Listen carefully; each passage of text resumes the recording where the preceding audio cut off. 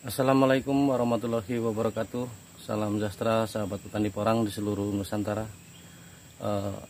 sahabat tani di seluruh Nusantara. Pada edisi pada pagi hari ini saya akan mereview tentang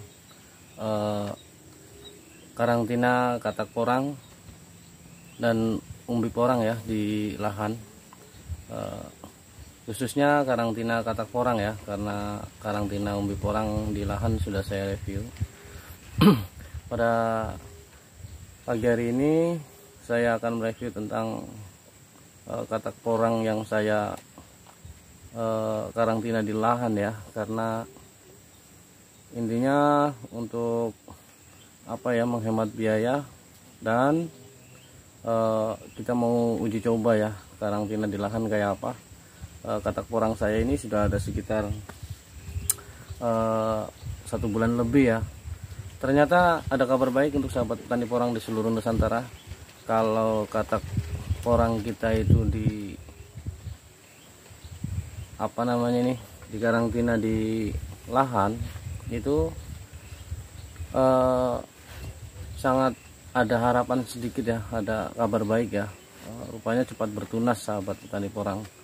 Saya punya ini sudah saya karantina sekitar 1 bulan lebih ya di lahan. Itu mulai muncul tunas ya, jadi saya sangat senang sekali. Ini semua saya hanya eksperimen ya, hanya coba-coba untuk mengetes ya, untuk pembelajaran saya berbudidaya porang, betul-betul dipelajari ya. Saya yakin untuk petani pemula kayak saya ini mungkin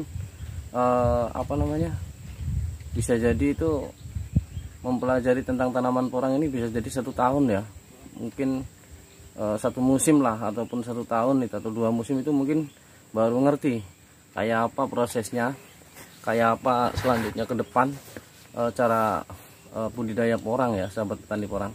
Makanya sebagai sahabat petani porang di seluruh Nusantara, sebagai petani di seluruh Nusantara, kalau ingin berbudidaya porang, alangkah baiknya sahabat semua itu menanam dengan skala sedikit dulu ya, mempelajari karakter porang, mempelajari tumbuhan porang itu harus kayak apa dan gimana, sistem pemupukannya, sistem perawatannya kayak gitu, agar kita tidak kecele lah, kalau orang Jawa bilang ya, tidak kecele dalam artian tidak merasa kesusahan ataupun kecolongan ya, kecolongan dalam artian kita belum ada pengalaman yang sepenuhnya kita menanam terlalu banyak kayak gitu. Jadi lebih baik, alangkah baiknya kita pelajari dulu karakter tanaman porang kayak apa. Itu lebih baik lagi. Dengan mempelajari karakter tanaman porang itu kan kita bisa sambil tanam yang lainnya ya. Contohnya kalau lahan kita luas bisa sambil tanam sayuran kayak gitu, kayak tanam palawija lainnya. Semua itu kan bisa menopang keperluan ekonomi lah, keluarga lah kayak gitu sahabat petani porang. Ini satu contoh katak porang saya yang saya karantina di lahan ya sahabat petani porang tuh itu. Tapi harus dikasih naungan paranet ya, kasih naungan paranet seperti begini, terus dipagar juga lah untuk siapa tahu ada binatang yang masuk kayak gitu ataupun injak-injak kayak gitu. Jadi kita mesti pagar lah, mesti diamankan lah ya kayak gitu. Untuk terik matahari juga kita harus kurangi, kita harus pakai paranet ya, karena paranet itu kan cukup untuk naungan, menambah lindungnya terik matahari ya, kontak langsung dari matahari ke katak porang kita gitu. Jadi prosesnya sangat baik sekali. Ini satu contoh sahabat.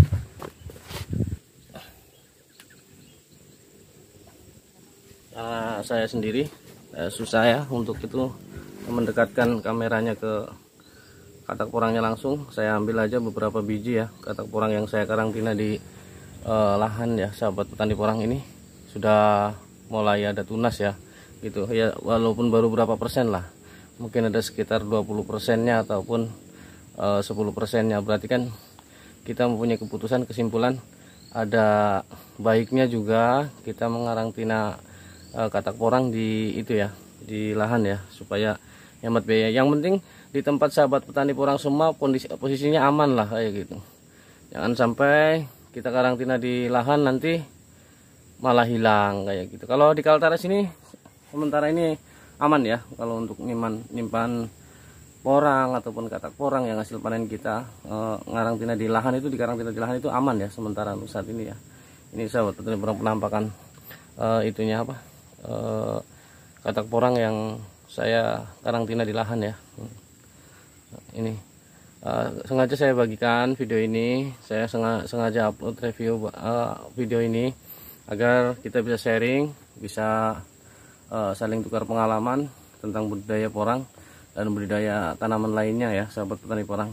Intinya bertani itu apa yang kita mampu kelola, apa yang kita mampu tanam, kita tanam saja dan kita pelajari. Walaupun setiap karakter jenis tanaman kita semuanya itu sebenarnya harus mempelajari ya. Satu contoh tanaman porang kita harus pelajari, memerlukan waktu mungkin 1 musim atau 2 musim mungkin kita baru ngerti ya kayak gitu. Nah, terus yang kedua kayak tanaman lain, satu contoh tanaman jagung ataupun kangkung ataupun sawi, bayam dan sebagainya, kita harus pelajari juga ya, harus pelajari karena yakin di setiap lahan kita masing-masing, di setiap wilayah kita masing-masing itu pH tanah itu berbeda ya. Kalau pH tanah berbeda pasti kita memerlukan pelajaran-pelajaran baru ataupun mempelajari lah kayak gitu di tempat kita masing-masing, bagaimana dan kayak apa harus cara ngelolanya ya supaya tanaman kita subur gitu sahabat petani porang seluruh Nusantara dan sahabat tani. Kita mesti harus jeli lah sebagai petani, dan kita pun sebagai petani kalau kita mampu ya jangan berpatokan sama satu tanaman ya kalau bisa. Apalagi kalau keluarga semangat semua, satu keluarga kecil, satu contoh kayak istri anak itu ikut membantukan, sebenarnya lebih baik lagi lah kayak gitu. Ada kerjasamanya dalam pertanian itu lebih bagus gitu. Ataupun kita mempunyai anggaran untuk membawa anggota kerja, tenaga kerja begitu. Jadi kita ada kemudahan sedikit. Itulah sedikit saya berbagi pengalaman tentang karantina katak porang di lahan ya sahabat petani porang. Kalau menurut sampean semua, saudara semua, dulur-dulur semua di seluruh Nusantara sepemikiran ataupun ada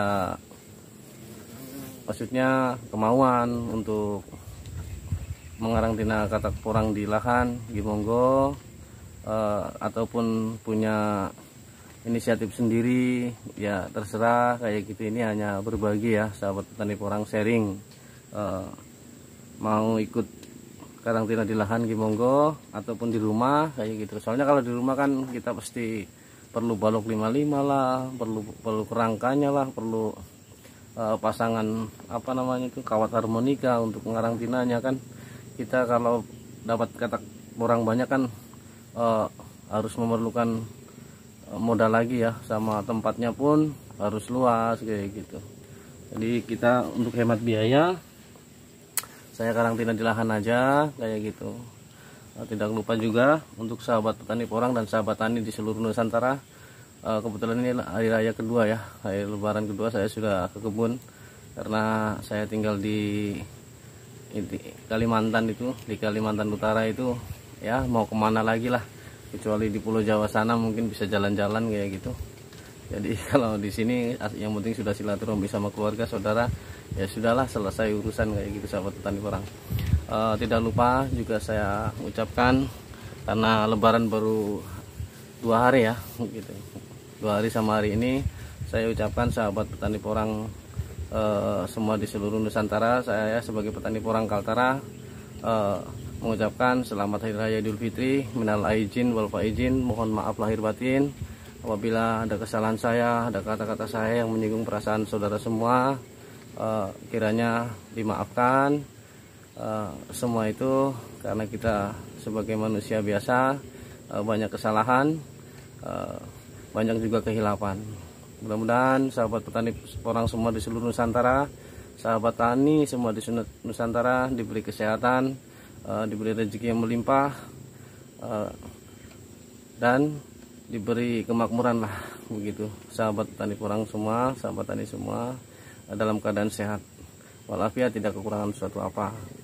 Baik sahabat petani porang, inilah penampakan karantina saya ya, tempat karantina umbi porang saya ya, sama katak porang saya ya. Mudah-mudahan nanti bisa berjalan dengan baik. Saya nanam porangnya di Kalimantan Utara, karena di Kalimantan Utara ini masih belum banyak ya yang untuk minat tanam porang. Mereka semua banyak yang lari ke tanaman sayur kayak gitu. Cuman saya uji coba untuk perkenalan di wilayah Kaltara ini, agar nantinya petani juga sambil menanam porang. Mudah-mudahan juga porang kedepannya akan bagus nilai dan harga jualnya ya, begitu. Saya ucapkan juga terima kasih kepada sahabat tani, sahabat petani porang semua di seluruh Nusantara yang telah mampir ke channel saya. Saya doakan semoga sahabat semua dalam keadaan sehat, sehingga kita sehat selalu, tidak kurang suatu apa, dan rezeki yang melimpah, sehingga kita selalu bisa sharing, saling bertukar pikiran, khususnya bukan hanya petani porang saja ya, sahabat tani semualah begitu di seluruh Nusantara. Karena dengan adanya sharing kita bisa menambah wawasan, kita menambah pengalaman ya, jadi menambah persaudaraan. Jadi kita mesti ada kerjasamanya ya, supaya kita bisa